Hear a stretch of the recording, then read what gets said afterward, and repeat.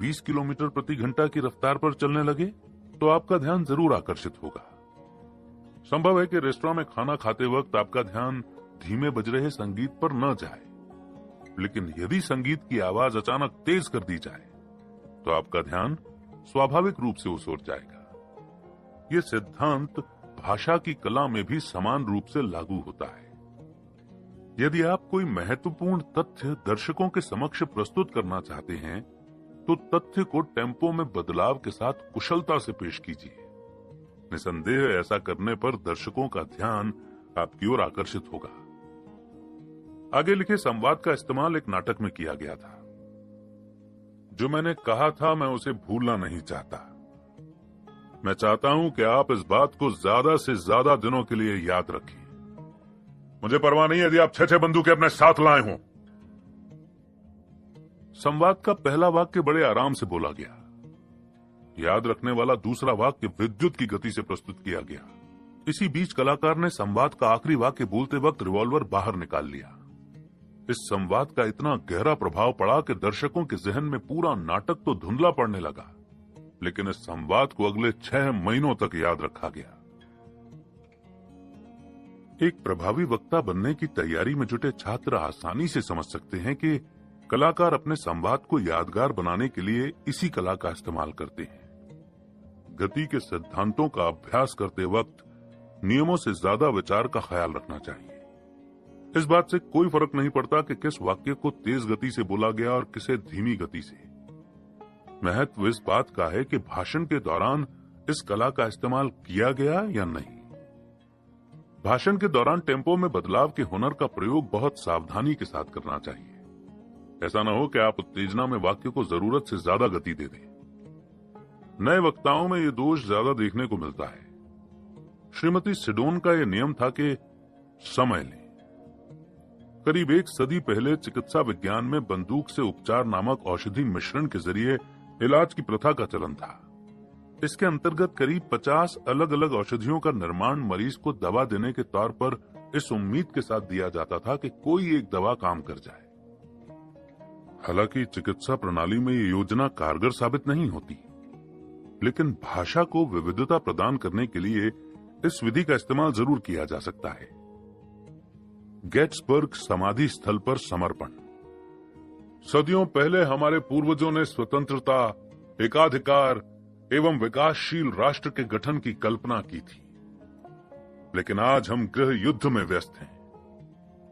बड़ा सवाल यह है कि क्या उदारवादी सोच के साथ किसी राष्ट्र की स्थापना की जा सकती है? क्या यह सोच लंबे समय तक टिक सकती है? एक दूसरे से हमारा सामना युद्ध भूमि में हो रहा है। हम अपने पूर्वजों की सोच को जिंदा रखने के लिए युद्ध भूमि में उतर रहे हैं। ये बिल्कुल उचित है कि हम राष्ट्र के हितों की रक्षा के लिए प्रयत्न करें, लेकिन एक मायने में हम समर्पित नहीं हो सकते। हम संकल्प भी नहीं ले सकते। हम इस धरती को पवित्र नहीं कर सकते। इस धरती के लिए समर्पित जीवित या मृत बहादुर योद्धा जिसने इस सोच के लिए संघर्ष किया था, वो योद्धा हमारे अंदर मौजूद नहीं है। दुनिया हमारे बलिदानों को याद नहीं रखेगी, लेकिन हमारे पूर्वजों के बलिदान सदा याद रखे जाएंगे। पूर्वजों के अधूरे कार्यों को पूरा करना हमारी जिम्मेदारी है। हम इस मुहिम को सहजता के साथ आगे बढ़ाएंगे। अधूरा पड़ा महान कार्य पूरा करने के लिए पूर्ण रूप से समर्पित हो जाने की आवश्यकता है। पूर्वजों के बलिदान से प्रेरणा लेकर अधूरे कार्यों को पूरा करने के लिए समर्पण की ज्योति जलानी होगी। प्रण लेना होगा कि हमारे पूर्वजों का बलिदान व्यर्थ न जाए।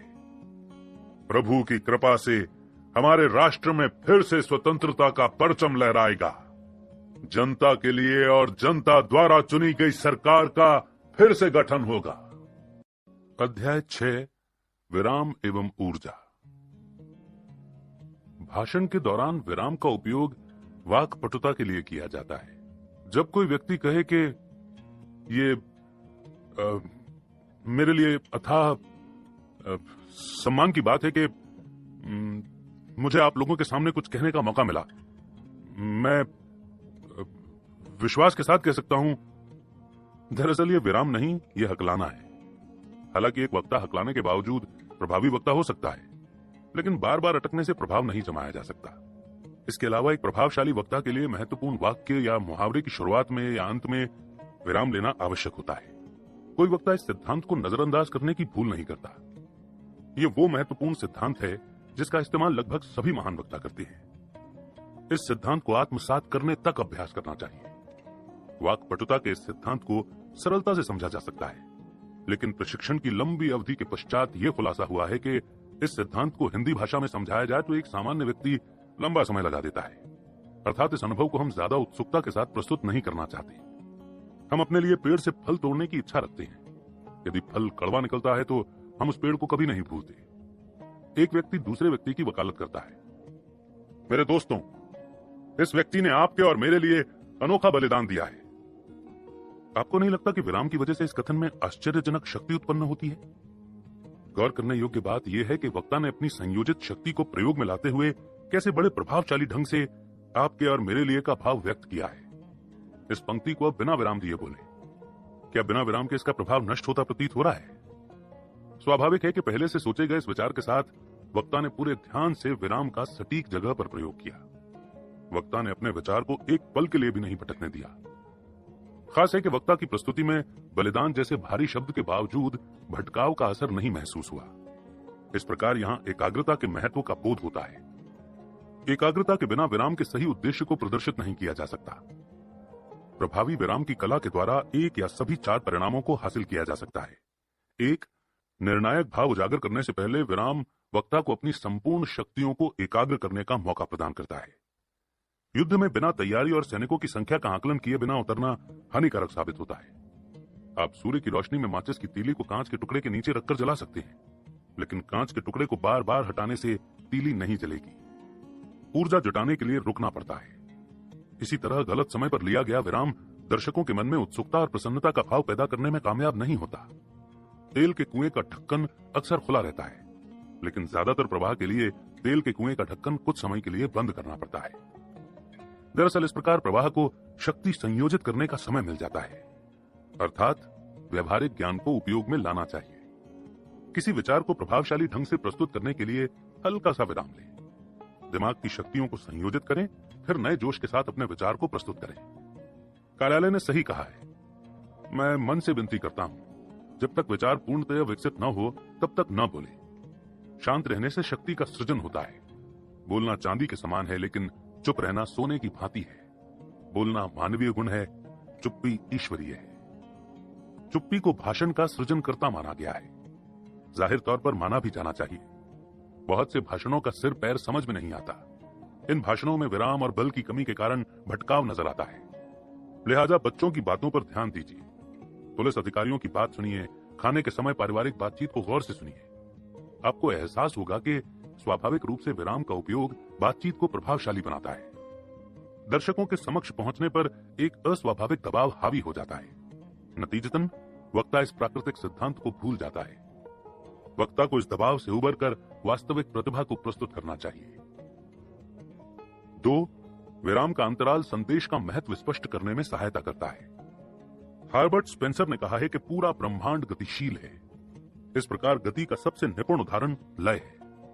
ठहराव भी लय का अहम हिस्सा है। सटीक ठहराव के लिए प्रकृति के नियमों का अनुकरण करना चाहिए। उदाहरण दिन रात, वसंत, ग्रीष्म, पतझड़ और शीत ऋतु, इन सभी मौसमों के बीच एक ठहराव होता है। इसके अलावा दिल की धड़कनों के बीच भी ठहराव की भूमिका अहम होती है। विराम का उपयोग कीजिए और दर्शकों को गंभीरता से विचार के महत्व को समझने का मौका दीजिए।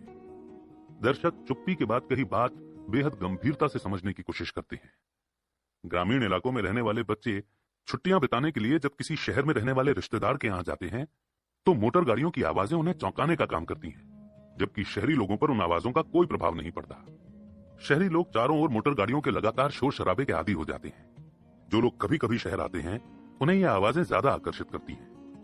दरअसल लंबे अंतराल के बाद शोर शराबे का माहौल ज्यादा ध्यान भटकाता है।